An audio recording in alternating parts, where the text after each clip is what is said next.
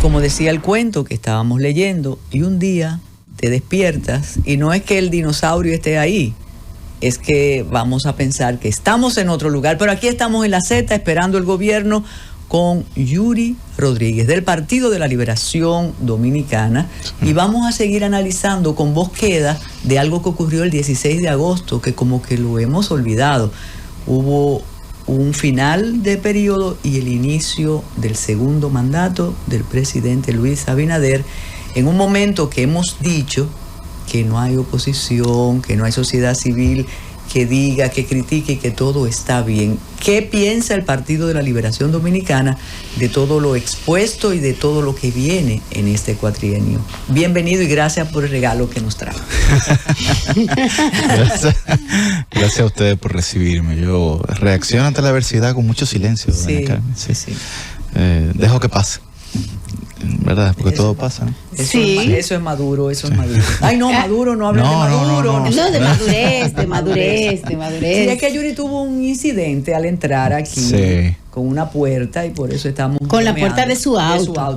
No fue un atentado. Sí, bueno, menos mal. Hoy precisamente se conmemora el Día en contra de los atentados del terrorismo por la ONU.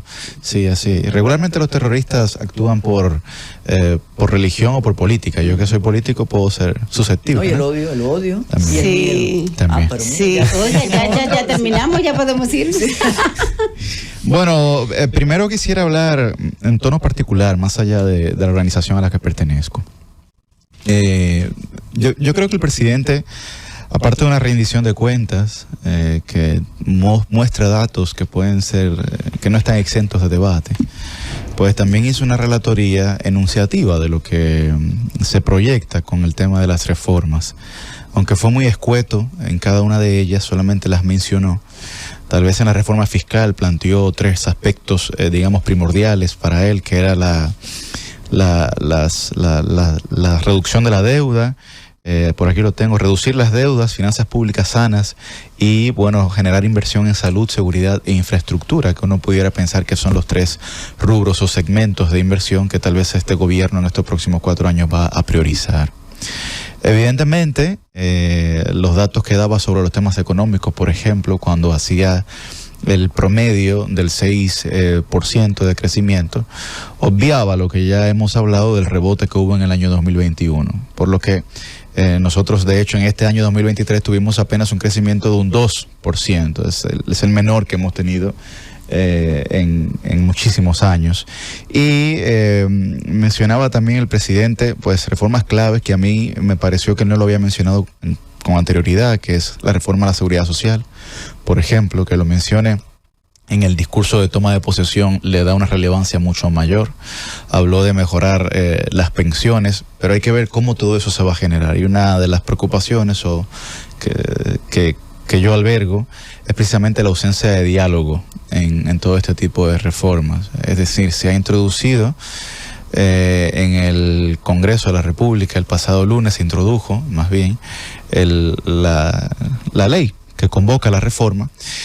Pero yo creo que hay cosas que hay que dialogar. Por ejemplo, sucumbió, y lo digo, no por convencimiento, sino por vencimiento, el presidente a retirar lo del Ministerio Público en esta reforma. Pero creo que con el tema de la reducción de los diputados en la Cámara también hay mucho morbo que se genera a nivel social, pero que no se le habla claro a la gente. Y el principal argumento es el argumento económico, que dice, bueno, nos vamos a ahorrar aproximadamente 853 millones de pesos. Pero si el gobierno redujera su gasto en otros rubros, como el de publicidad, por ejemplo, que es de 10.000 millones, lo llevara a lo que normalmente se ha establecido, pudiéramos tener no un solo congreso, sino varios, ¿verdad? Pero además, a menor plaza, mayor inversión.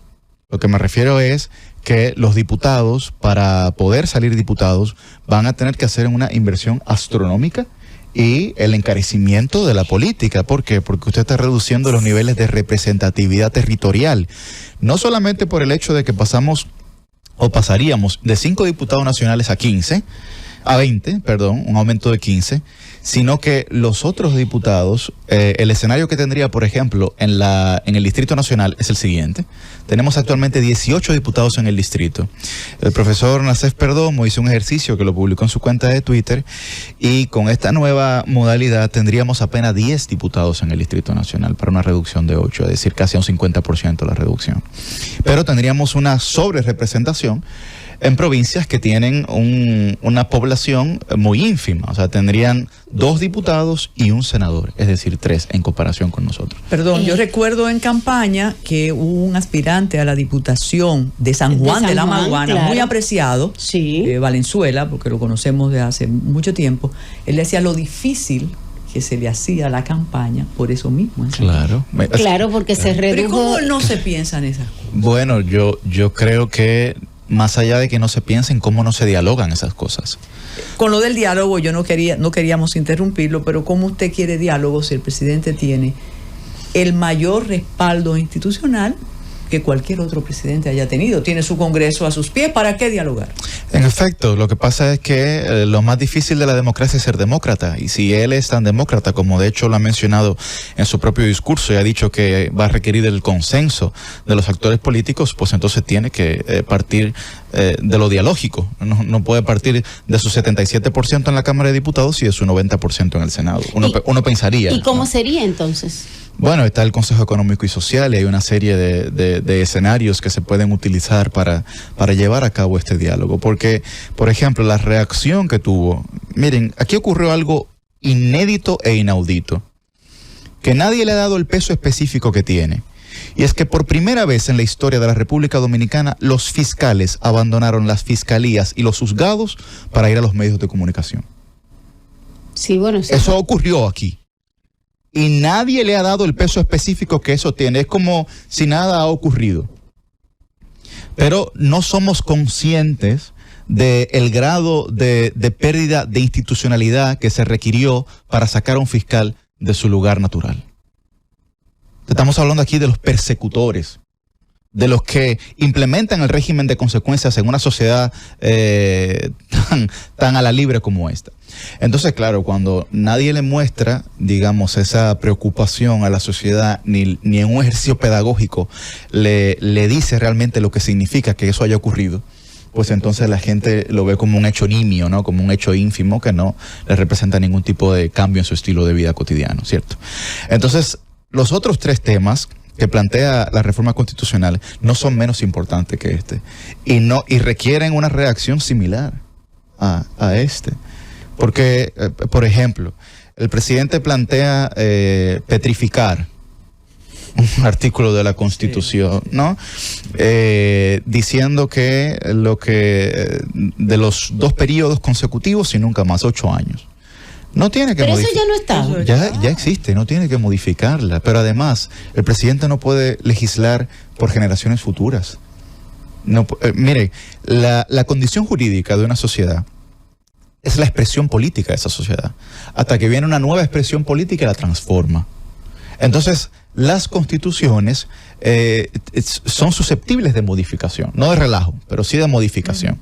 Por lo que, evidentemente, usted no puede pretender tener una cláusula pétrea en una carta magna que es la que rige la conducta de la sociedad. Es decir, claro, la gente tiene que comprender que lo que está en la Constitución no es simplemente enunciativo en términos jurídicos, sino que rige la conducta colectiva de manera sistemática de la sociedad en la que vivimos. Claro, y esas que son las reglas por las que nos regimos. Lógico. A propósito de eso, de dejar como pétreo cosas que ya están, ¿qué opinión te merece el hecho de que propongan, bueno, las disposiciones transitorias, dejarlas de manera permanente? Incluso disposiciones que ya ni siquiera tienen razón de ser en algunos casos. Bueno, pero entonces, tú mismo lo has dicho, ¿cómo una disposición transitoria puede ser permanente? Porque es una contradicción conceptual. Exacto. Es una contradicción conceptual. Pero está en la propuesta de ahora. Bueno, pero precisamente eso también muestra la debilidad conceptual que tiene la propia propuesta. Es decir, ¿cómo tú me vas a plantear a mí que yo transitoriamente te voy a dejar petrificado de manera permanente un artículo? No, entonces ya no es un transitorio. Como las, las antigüedades recién envejecidas. Correcto. Sí. Recién envejecida, qué interesante. Claro, o sea, es pasar de lo vetusto a la modernidad, ¿no? O sea, pero cada vez se suman más especialistas a la propuesta del presidente. Eso es interesante también. Bueno, que se sumen está muy bien, pero yo lo que creo es que el presidente, antes de llevar a cabo una propuesta, debió tener esos criterios de especialistas. Es decir, usted no puede partir de la lógica de que intentaré modificar algo, entendiendo que esa modificación propuesta también va a sufrir futuras modificaciones dentro de su sustancia.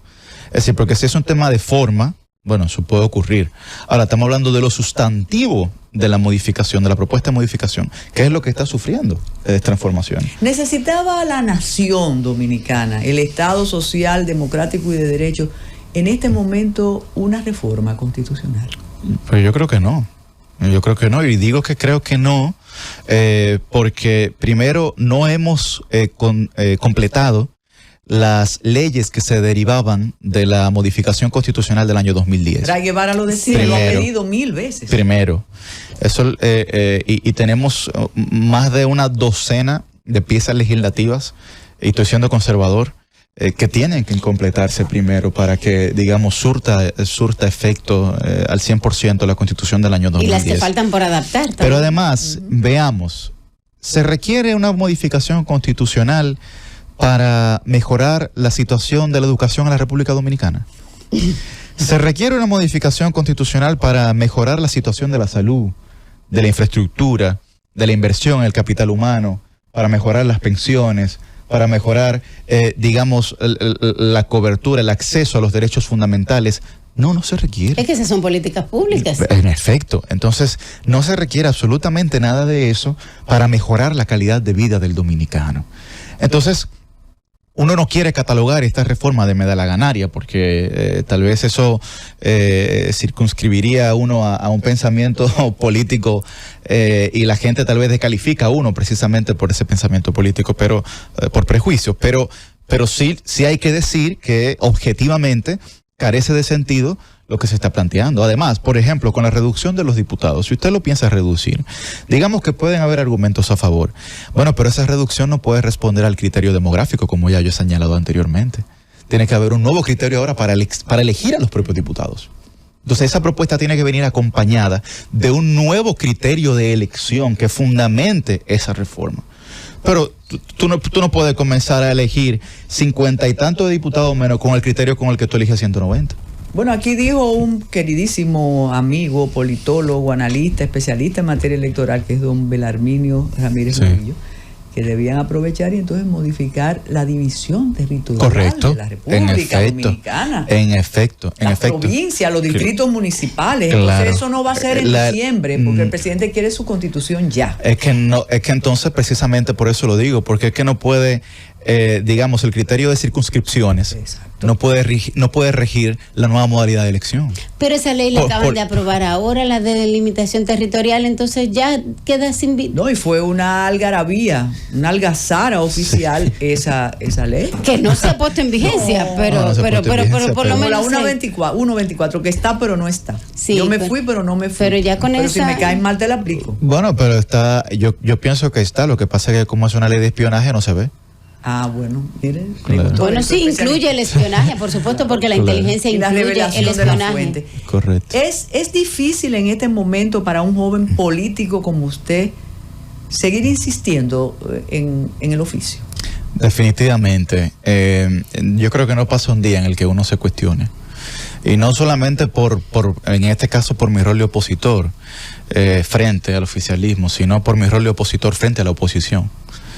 Digamos que uno... ¿Cómo así? Sí, uno ahora está... Sí, es muy complejo. Uno está ahora mismo en una especie de limbo porque, digamos, estamos en un momento de claroscuros, ¿no? Y los claroscuros dan paso a los monstruos. Y bueno, ocurre que uno pertenece a organizaciones que lamentablemente están, digamos, practicando lo que yo he denominado la política low cost, como las aerolíneas de bajo costo, ¿no? Sí. Entonces ahora están practicando política de bajo costo. ¿Qué es lo que Bueno, la política de bajo costo le permite a actores desfasados permanecer en su status quo. Está profundo el muchacho. Claro, entonces nosotros tenemos ahora mismo una situación bastante compleja porque muchos actores y actrices de la política dominicana están condicionados por su vinculación con el Estado, no necesariamente con el gobierno, pero sí con el Estado, desde el punto de vista político hasta el punto de vista económico. Y evidentemente eso les resta también no solamente credibilidad a las organizaciones, sino también margen de maniobra. Porque ¿cómo puedo yo atacar? ¿Cómo puedo yo ser vocero? Digamos, o puedo estar en la sombra, como los ingleses, ¿no? El gabinete sombra. Cuando me estoy beneficiando de evidentemente, una u otra manera, si me designan en una temática de la que yo soy beneficiario económicamente hablando. Yo estoy hablando aquí con mucha seriedad y de temas muy serios. Sí. Entonces, claro, cuando yo veo, por ejemplo, que en mi partido hay personas que le dicen al presidente Danilo Medina que no debería permanecer como presidente del partido, yo me pregunto si ellos también estarían dispuestos a aplicarse su propio consejo, de que ellos tampoco deberían seguir. No sé si me doy a entender. Sí. Entonces porque es muy difícil en la vida para el ser humano muchas veces aplicarse lo que recomienda, ¿no?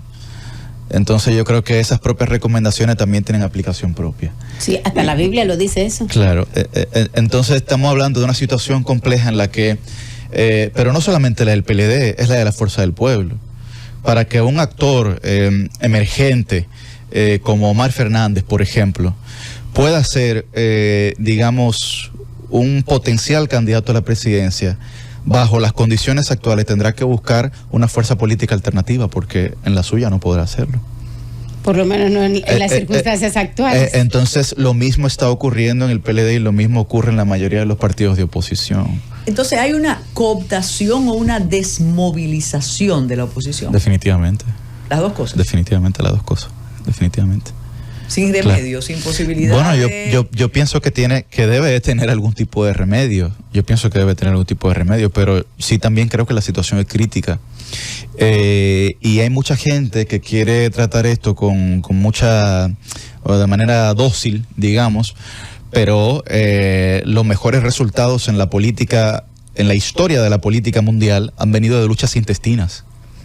Y hay que estar dispuesto a llevar eso a cabo. Entonces, ¿le pasó eso al PRD cuando el PLD reinaba y al PRM, lo que usted está describiendo ahora? Bueno, definitivamente, porque nosotros históricamente, después de la dictadura, hemos tenido partidos hegemónicos. Aunque haya oposición, siempre hemos tenido partidos hegemónicos que ejercen el poder de esa manera.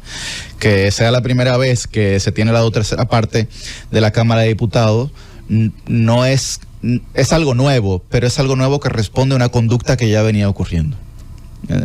Es decir, es la consecuencia de escenas previas, si así se podría llamar. Entonces, claro, pero ¿qué tuvo que hacer el PRM para poder salirse de esa situación crítica? Tuvo que separarse y tuvo que colocar personas como Carolina Mejía o como José Ignacio Paliza, que tal vez no ejercían el control político dentro de la organización, pero que frente a la sociedad en términos perceptivos representaban una transformación o un distanciamiento de lo que la sociedad ya había rechazado. Que fueron una representación vicaria. Correcto, pero si la sociedad ya había rechazado lo anterior, lo primero que tengo que hacer es pues transformar mi imagen. ¿Y por qué los partidos de la oposición entonces no han hecho eso? Se resisten. Bueno, porque hay una resistencia, efectivamente. Hay una resistencia, como ya yo señalé, a mantener el status quo. ¿Por qué ninguno de ustedes, a partir del 2020, porque ahora es otro ciclo, defendieron la obra de gobierno del PLD? Bueno, yo creo que sí, que hubo una parte que la defendió. Y me puedo incluir y defiendo completamente la obra de gobierno de mi partido. Es decir, usted sale aquí a la 27 de febrero, usted sale a cualquier calle de la República Dominicana y usted puede estar seguro que cualquier obra de infraestructura que usted vea la construyó el PLD. Y eso es cierto porque los datos de estos cuatro últimos años así lo indican. De hecho, la menor inversión que hemos tenido en los últimos 72 años es la del presupuesto del año 2024 en capital humano. Lo otro se invierte en gasto corriente. Y es la primera vez que estamos tomando préstamo para pagar gasto corriente, es decir, nómina, para que la gente me entienda, en franca violación a la ley de crédito público. Entonces, yo sí creo que hemos defendido la obra. Ahora, también cometimos una cantidad de errores que se pueden remendar aún todavía. Y de hecho, yo hacía una crítica en otro espacio y decía, bueno, en la campaña de ahora del 24, yo decía, bueno, había que reivindicar la obra del PLD, es verdad. Pero sobre todo a la gente hay que comenzar a hablarle de futuro, de esperanza. La gente hay que hablarle de lo que nosotros tenemos para ofrecerle ahora, nuevo. Porque cuando la gente hace balance dice, sí, muy bien, el PLD lo hizo, pero era lo que le tocaba. ¿Cierto? Cumplieron con su responsabilidad. Sí. Y te premié, porque es verdad que nos premiaron con cuatro victorias consecutivas a la presidencia de la República. No fue que no hubo una premiación, sí la hubo. Entonces sí creo que también ahora hay que comenzarle a hablar a la gente del futuro, ¿no? de lo que nosotros tenemos para ofrecerle como organización política. Y eso es lo que nos va a diferenciar de Abinader o de Leonel o de cualquier otra persona que en este momento no sea nuestro aliado, que puede cambiar en el futuro. Pero ¿y qué tanto podrán resistir? Porque cada día pues hay gente que está siendo persuadida o entusiasmada o está ocupando puestos o miembros de comisiones. Bueno, yo le llamaría comprada, porque yo creo que una dificultad que tenemos nosotros como dominicanos es que vivimos envainados. Y no es la espada que está envainada, ¿no? Sino envainado de vaina en vaina. Oh. Y ocurre claro, sí, de vaina en vaina, y ocurre claro que no le llamamos a la cosa por su nombre, ¿no? Entonces, tal vaina, pero no le decimos el nombre que es. No, están siendo comprados. Pero tan malo es el que compra como el que se vende. Entonces, yo no puedo hacer una crítica al que compra si no será algo que se está vendiendo también. No sé si me va a entender. Y yo creo que el presidente Abinader ha sido muy astuto, porque ustedes hablaban ahora de los aliados, esos mismos aliados que fueron aliados históricamente del Partido de la Liberación Dominicana. Claro. Y que como ustedes han señalado y que como muchos otros han señalado, si se lo hicieron al PLD, con mayor razón se lo harán a Abinader. Y yo pienso que él se está cuidando de eso. Es mucho más rentable para Abinader no nombrar a sus aliados, sabiendo que si en el 28 el PRM sale del poder, ellos dejarán de serlo, que nombrar a los propios PRMistas. No, y políticamente hablando. Sí, porque le va a dar capacidad. Y mantendría ese peto, ese escudo de fidelidad a su partido, y de los otros son bisagras, son unos oportunistas. Pero por otro lado no queda como que no cumple su palabra. Pero porque palabra del momento, el 9% ese no importa. Yo creo, yo no diría, bueno, pero es que yo no diría que él no cumplió con su palabra. Porque, por lo menos con esos partidos aliados, porque ¿cómo esos partidos aliados sacaron votos? ¿Con qué recurso? Sí, claro, bueno, con el apoyo que recibieron. Claro, eso fue el partido. Claro, ¿de dónde sacaron esos recursos? En los municipios. Bueno, y además partidos de nueva creación, por ejemplo, que nunca han recibido recursos de la Junta Central Electoral. ¿Usted me va a decir a mí que tomaron un préstamo, una línea de crédito? No. Bueno, sí, un senador que dijo, el más votado dijo que él pidió una línea de crédito, y la sociedad no reaccionó. Los votos más caros. Sí, él es muy ético. Sí. Bueno, pues sería un caso, sería un caso excepcional. Bueno, pero Taveras no es aliado, es del Partido Revolucionario Moderno, por lo que. Bueno, sí. Por lo que estoy hablando de los aliados y de partidos de nueva tenemos que usted no se preguntaría de dónde pudieran alcanzar recursos. Entonces, con mucho golpe, tenemos que hacer una pausa, ¿no? Sí, para respirar. Inmediato. Que después tú dices, pero ¿y cómo se divorciaron? ¿Cómo si se veían tan bien? Y con los comentarios de varios oyentes, uno dice, pero ¿cómo fue que lograron estremecer una estructura como la del Partido de la Liberación Dominicana, que comenzó desde aquellos círculos de estudio, de aquel grupo, que en el 90 nada de nada, hasta convertirse en esa fuerza hegemónica? ¿Qué les pasó a ustedes? Dice un prestigioso periodista que el éxito los emborrachó. Bueno, yo creo que perdimos la identidad. O somos PLDistas o somos cualquier cosa. Y yo creo que algunos quedamos siendo PLDistas y otros quedaron siendo cualquier cosa. Entonces, son situaciones que se dan cuando, sobre todo, hay una incapacidad de orientar a quienes vienen surgiendo, ¿no? A quienes, digamos, pueden relevar. El problema es que en la República Dominicana históricamente hemos visto que no existe relevo.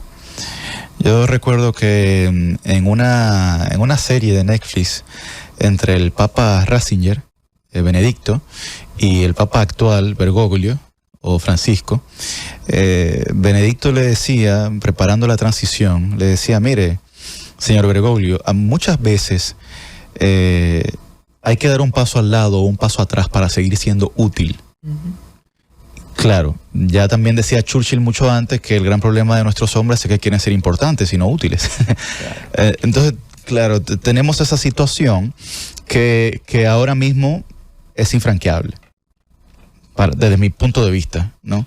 Y ahora hay que ver lo que va a pasar en los principales partidos de oposición luego de que ambos lleven a cabo sus congresos eleccionarios. Fue muy importante la separación del presidente Fernández, del PLD. Bueno, como cualquier matrimonio, cada quien se lleva su pedazo, ¿no? Y se lleva su parte. Y quienes más lo sufren son los hijos. Regularmente. Literal. Sí, el padre y la madre muy satisfechos porque tal vez tienen... Nueva vida. Sí, bueno, ya no tienen hipotecada su paz, ¿no? Pero luego los hijos sí tienen que ir al psicólogo, sufren traumas, tienen que buscar acompañamiento profesional, uno va el fin de semana y otro dura la semana. Se dan ese tipo de situaciones, sí. Yo pienso que cualquier separación, tanto en la vida personal como en la política, es traumática. ¿Y qué hará el PLD en favor de la sociedad dominicana durante estos 4 años? Bueno, eso es algo que nosotros vamos a definir posterior a la conclusión de nuestro congreso que tiene fecha para finalizar el próximo mes de septiembre, a final del mes de septiembre. Porque en este nuevo congreso, pues, como todos o como mucha gente sabe, estaremos eligiendo nuevas autoridades, o por lo menos se estarán postulando nuevas autoridades tanto para la Secretaría General como para la presidencia del partido, así como para la elección de los miembros del comité político. Yo espero que el partido pues mantenga la matrícula del comité político como está hasta el día de hoy, de 45 miembros, y que no decidan ampliarla porque también vuelve inoperante el órgano. Eso, ¿no? Estaban preguntando que cómo se va a configurar la nueva estructura, si habrá nueva estructura. Sí, en ese sentido no habrá nueva estructura, sino que lo que por lo menos yo aspiro, y sé que un grupo dentro del partido aspira, es a que se mantenga la que ya tenemos, pero no que haya una ampliación, porque las cosas tienen que hablarse en su justa medida, decirse su justa medida, ¿no? Así como es verdad que a menor plaza, menor inversión, también a mayores plazas de manera desmedida, mayor relajación de la posición, ¿no? Entonces yo creo que tiene que haber, sobre todo en un partido como el PLD, que usted señalaba, de que, bueno, venimos de los círculos de estudio, pero tienen que haber condiciones básicas para usted poder asumir una posición dentro de una organización política, sobre todo de tanta tradición como la del PLD. ¿Condiciones básicas como cuáles? Como la de formación. Nosotros tenemos que hacer una profunda inversión en la formación de nuestra militancia. Y si eso conlleva, digamos, a que haya una reducción de la militancia, porque hay gente que lo que le interesa es la inmediatez o el beneficio, o que no quiere formarse, bueno, tenemos que tomar ese sacrificio, ese riesgo. Pero por eso yo hablaba de que estamos en una política low cost, porque los dirigentes no quieren asumir sacrificios. El problema de eso es que tendremos más dirigentes que dirigidos. Y ahí podemos caer en el hoyo, ¿no? Entonces, digamos que hay que asumir sacrificios específicos para poder, digamos, llevar al partido a donde merece estar. Hay que hacer un rebranding, es decir, de transformar la marca partidaria, porque si algo ha hecho Abinader y el PRM no es solamente atacar a Danilo Medina, es atacar a la marca del PLD. Y la marca del PLD ha sufrido embates que tienen que ser revertidos. Pero eso tiene que haber gente pensando en eso. No reaccionando, sino pensando cómo resolver eso. Y esos dirigentes políticos, ¿qué hacen cuando están en oposición? O sea, cuando están 4 años, 8 años en oposición. O sea, ¿a qué se dedican además de ser políticos? o de hacer política. En términos laborales. Necesitan fortalecer su partido. Sí, no, pero también hay que pagar la hipoteca del banco y también hay que mandar a los muchachos a la escuela. No. En términos laborales, sí puedo señalar que la mayoría de los dirigentes medios o del comité central en el que yo me encuentro en el PLD son los mejores técnicos que tiene este país. Lo puedo decir a boca llena. Y tiene sus oficinas. Y tiene clientela. Entonces ahí realmente es donde uno puede desarrollarse. O sea, el nivel de técnicos que tiene el Partido de la Liberación Dominicana es envidiable. Y a mí eso a veces me llena un poco de rabia porque no estamos aprovechando precisamente el talento que tenemos en el partido para renovar el partido. Fíjense que yo en ningún momento he hablado de edad. No. Por eso ni siquiera quería tocar eso, porque usted no lo ha dicho. Qué bueno. En ningún momento he hablado de edad. Pero cuando estamos hablando de renovar el Partido de la Liberación Dominicana, es renovarlo de ideas. De ideas. Y hay también personas que gozan de todo mi respeto, mi cariño y admiración, pero que tienen que comprender que a veces el problema no es el mensaje, sino el mensajero. Y la gente, la colectividad tiene síntomas de hartazgo.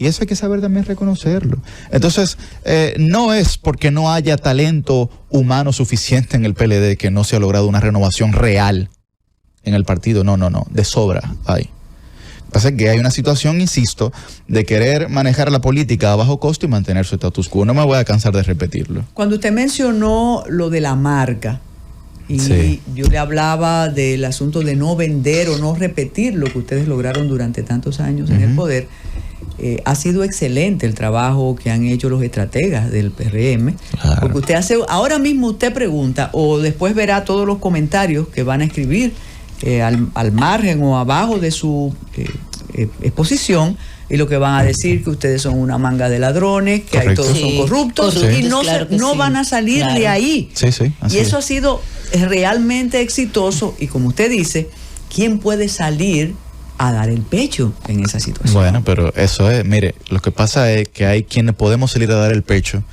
pero inclusive en el propio partido nos restringen. Bueno. Sí, yo estoy hablando aquí con mucha claridad. Y la gente tiene que saber, mi partido tiene que saber, que yo no tengo ni miedo ni temor a expresar lo que estoy diciendo. Ni se va a ir del partido. Tampoco. Pero hay gente que insiste en querer expresar ideas que en términos de argumentos son correctos, pero que la gente inmediatamente lo descalifica porque está prejuiciado con el actor. Ese es un buen punto. Simple. Mire, no hay que ser ingeniero de la NASA para poder comprender lo que está ocurriendo. Entonces, hay que tomar decisiones determinantes, difíciles. Yo sé que son decisiones que muy probablemente serán dolorosas, pero yo prefiero que me duela en el poder que me duela en la oposición. Durante mucho tiempo decían los PRDistas, los peñagomistas PRDistas, que el PRD era un sentimiento. Sí. Pero con ese sentimiento, uno a uno se fue mudando donde estaba algo más que el sentimiento. Uh-huh. Nos decía en campaña un viejo dirigente del PLD. Los sentimientos se revierten. Que el PLD también fue y era un sentimiento, y que si tú vas a una comunidad en Barahona, todavía quedan esos PLDistas tradicionales. ¿Usted piensa que eso es así? ¿Que existe un sentimiento PLDista o hay una vergüenza PLDista? Nada más volátil que la emoción, que las emociones, que los sentimientos. Usted hoy ama a una persona, a usted le dicen algo a esa persona, ni siquiera esa persona ha hecho nada, pero le dicen algo, usted cree eso que le dijeron y su sentimiento es completamente adverso. Claro. Entonces usted no puede jugar a la política. Claro, usted tiene que generar sentimiento, pero eso es una estrategia de campaña. No puede basar su criterio fundacional en un sentimiento, porque eso sería un error. ¿Y cuál debería ser la base entonces? No, es que la base tiene que ser sustancial, conceptual. Por eso tenemos hasta un vacío, no solamente de liderazgo, sino también ideológico en la República Dominicana. Que ese debe ser un tema para otra convocatoria, porque yo lo escuché a usted reivindicar la posibilidad de un centro político en la República Dominicana. Así es. Que no sea ni izquierda ni derecha, que no sea manca, como aquel eslogan de una revista de Cachacú, sino que sea una propuesta ideológica de esa catadura. Señores, esto ha sido una conversación. Wow. Gracias, Yuri ustedes. Rodríguez, por aceptar nuestra invitación. Ustedes se quedan con el gobierno que estábamos esperando, que lo dirige un grupo, no voy a mencionar Iluminada, No, que es Futura. que de la Vega nada. No, Que dejara no. eso así. El pueblo que la está Claro, aclamando. claro. Bueno, pero es por un decreto que se va a decidir eso. No, que no relaje con eso. Que muchísimas gracias por estar ahí. Mañana 22 de agosto nos vemos y quédense con la Z hasta las 12 de la noche. Gracias.